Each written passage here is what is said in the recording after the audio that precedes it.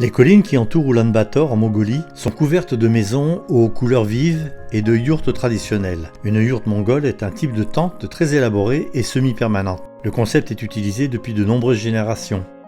Assembler et désassembler une yourte ne prend que quelques heures. Elles peuvent sembler peu solides, mais elles résistent aux pires tempêtes. Dans certaines régions de la Mongolie, les yourtes sont utilisées comme lieu d'adoration. C'est un espace parfait qui reste chaud au cours des rudes mois d'hiver. Bono est la comptable en chef d'Adra Mongolie. Elle utilise sa yourte pour recevoir la seule troupe d'explorateurs du pays et une petite congrégation. Bono et son époux Bumchen ont en tant que pionniers de la mission globale implanté cette église il y a plusieurs années. Ils désiraient créer pour leurs propres enfants une meilleure communauté parmi les enfants du voisinage.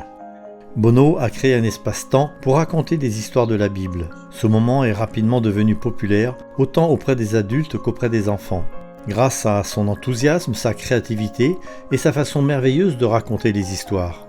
Il avait l'habitude d'aller à la grande église adventiste de la ville. Comme les enfants du voisinage s'intéressaient toujours davantage, Bono et Bumchen les emmenaient. Mais cela est rapidement devenu un problème, car leur voiture ne pouvait prendre autant d'enfants.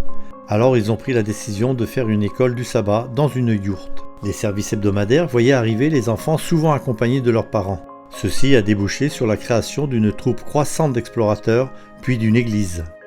C'est une équipe modèle d'implanteurs d'églises en relation de manière positive avec la communauté qui répond aux besoins des habitants et les invite à accepter Jésus comme leur sauveur. Les gens répondent positivement et l'église est en pleine croissance en Mongolie.